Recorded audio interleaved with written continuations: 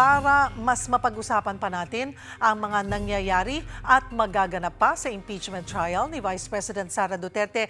Magkakasama natin ang political strategist na si Malu Tiquia. Magandang tanghali po sa inyo, ma'am. Thank you for making time. Magandang tanghali, Cheryl. Magandang tanghali sa mga nakikinig at nanonood. It's a pleasure for me to be in your show. Ms. Malu, sumipot si VP Sara sa Senado pero hindi po siya dumalo sa trial proper. Nag-iwan siya ng mensaheng, I will be blooded but unbowed. Sa pananaw po ninyo, kanino talaga nakatuon ang mensaheng ito? Sa kanyang mga taga-suporta, sa mga senator judges o sa general public? Cheryl, kasi pangalawang beses na niya sinabi yung linyang yan, no? So ito, para sa akin, ito ay nakatuon para sa public, the bigger audience outside, hindi necessarily sa mga judges, pero it also defines the kind of process that we are having, that she is ready to be bludgeoned and she knows there'll be bloodbath. And yung siguro pinakahalaga doon yung unbowed.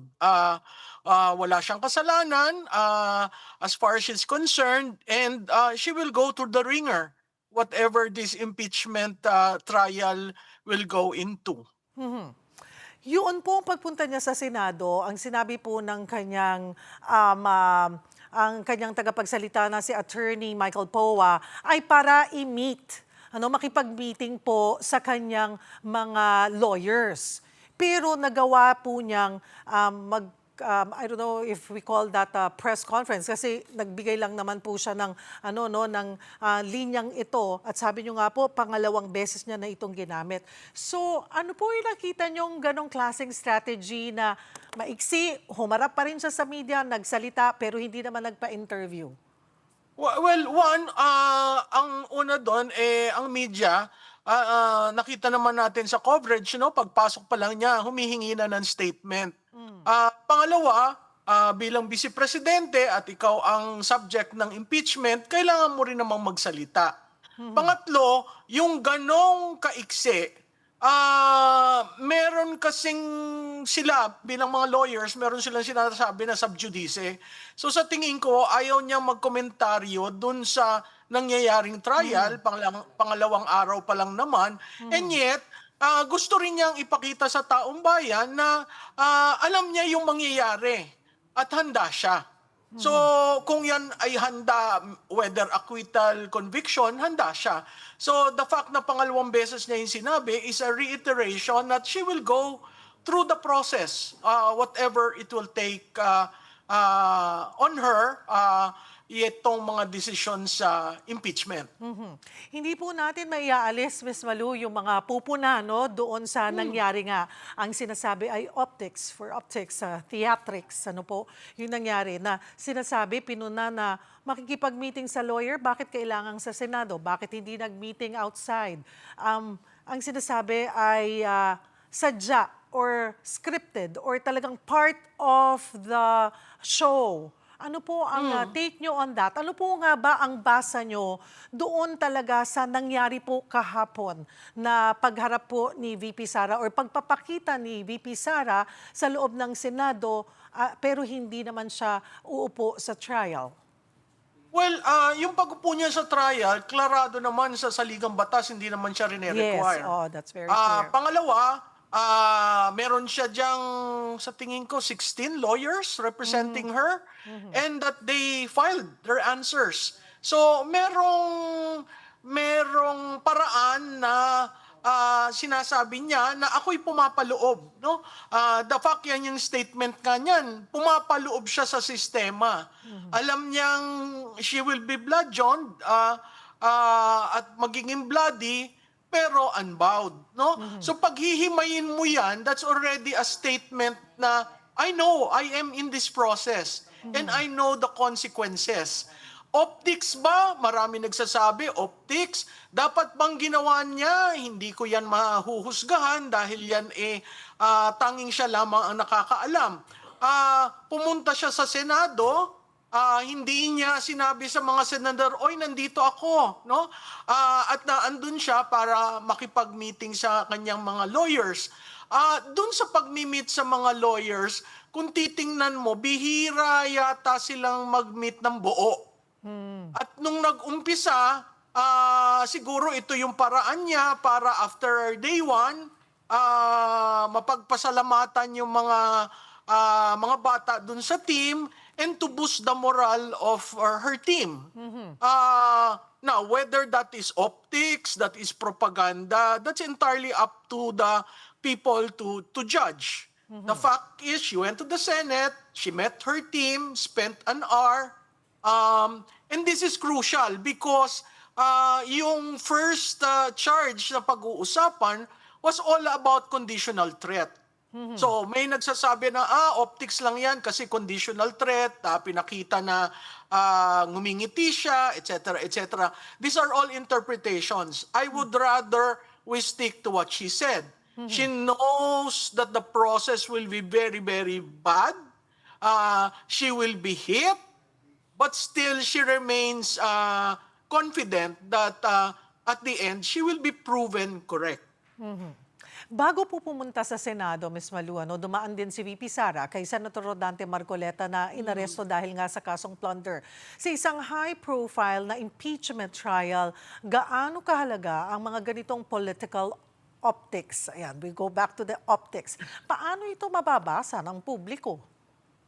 Well, yung optics kasi can mean good or bad, but that is part of political communication. Okay.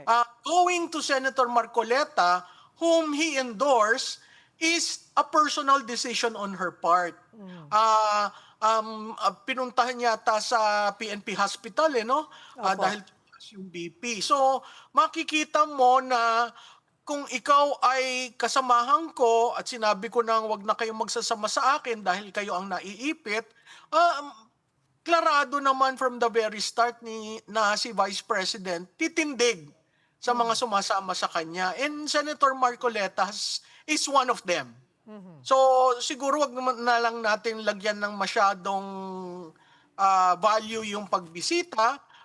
Kultura ng Pilipino yan, binibisita mo yung mga malalapit sa'yo. So siguro ginawa niya ito dahil lamang sa paniniwala niya at paggalang niya kay Senator Marcoleta at ng pamilya nito. 2 araw na po ang impeachment trial. Sa kabuuan, Ms. Malu, ano yung pinakamalaking takeaway nyo? May nakikita na ba kayong may hawak ng momentum o masyado pang maaga para sabihin ito?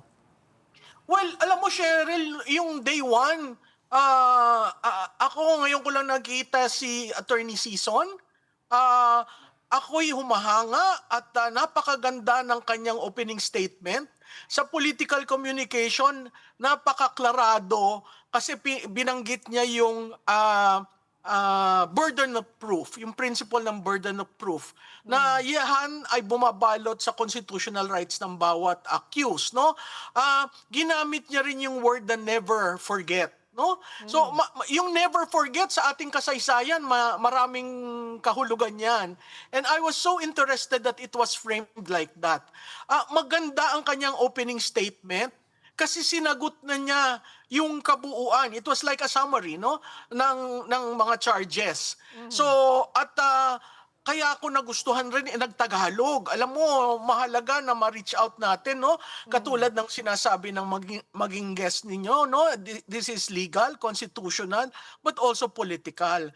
And the opinion of the public outside, the bigger audience, is very important. Kasi nakikita naman natin sa mga survey results na ang sinasabi, ituloy na yung impeachment dahil gusto rin nilang malaman ano ba talaga yung totoo. So yung takeaway ko dyan, sa opening pa lang, politikang-politika ang pagka-craft ng opening statement ng lead prosecutor, si Congresswoman Luis Tro. Oo, tapos yung kahapon, nakita natin si Congressman Defensor, meron silang parang introduction before the witness, politikong-politiko rin, no? Versus a clinical, legal, and remaining on yung burden of proof. Ano ba ang proof nyo? Ano ba ang evidence nyo? So parati kong sinasabi dun sa mga nakikinig, makinig po tayo, mahirap intindihin kasi may mga technical matters katulad nitong itong witness nila na sa tingin ko naman ay hindi expert diyan sa pagdating ng digital forensic. Pero makinig pa rin po tayo kasi kung hindi tayo makikinig, hindi natin maiintindihan ang katotohanan. Ang gusto ko lamang siguro, Cheryl, siguro magtagalog sila o i-wrap up nila ang kanilang mga introduction or closing na nasa Tagalog para ma-reach out natin ang ating mga kababayan. At yan po ay pareho no sa defense and sa prosecution. Prosecution. Oo, parehong mga Inglesero kasi yung Oo, kahapon na nandoon eh. oo. At saka yung English nila, English na, alam mo yon yung English na elitista. Kaya hindi ko sinasabing ibaba ninyo ang discourse. Ang akin lang, mag-summarize kayo para marinig ng taong bayan ano ba nangyari. Kasi Aha. katulad yan kay Mr. Kalilong, tinatanong, ano ba yan, ano ba ang background niyan? Ano ba yung, ang 2 weeks ba, enough na to make you an expert? Di ba?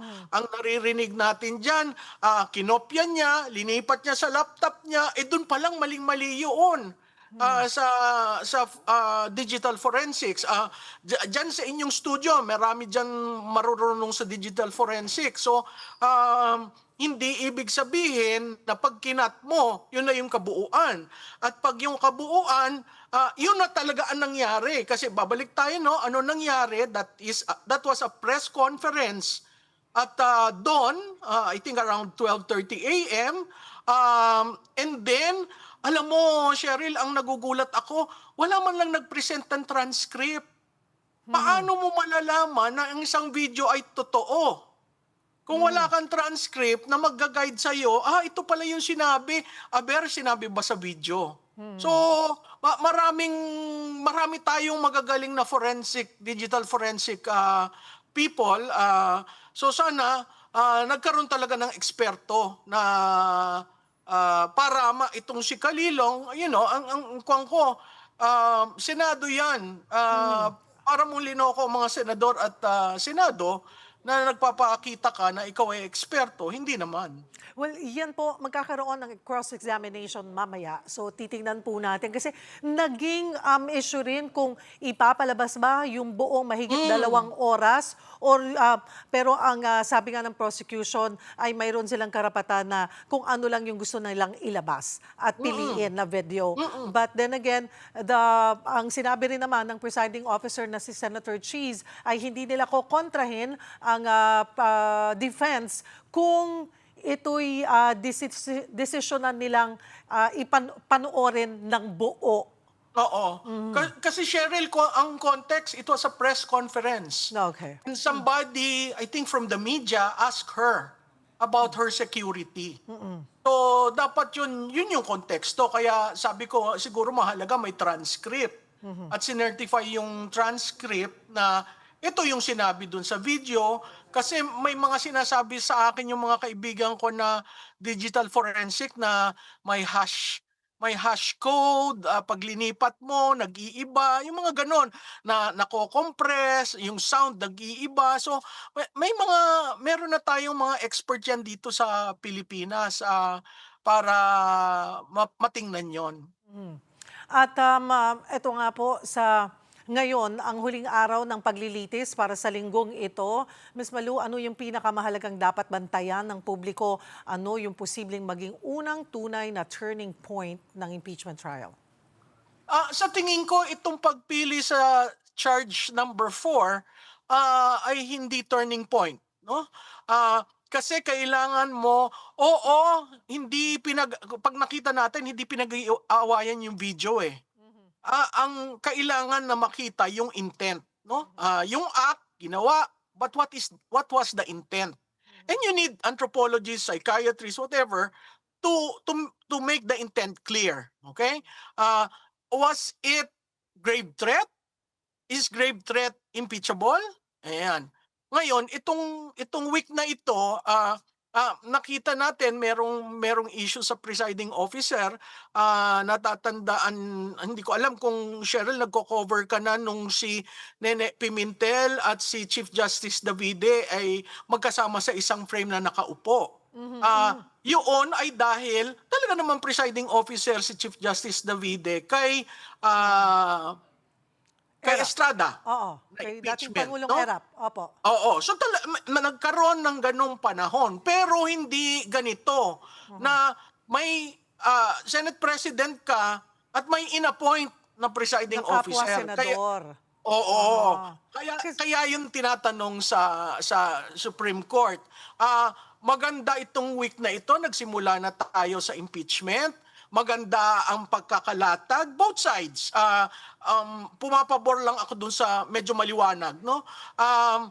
Nakita natin ang mga ebidensya, no? So again, babalik tayo dun sa sinabi ni Attorney Sison. Ang burden of proof nasa prosecution. Kaya po yung object ng object, yung po ang role nila kasi you have to prove. No, you have to prove that indeed she made those things, no?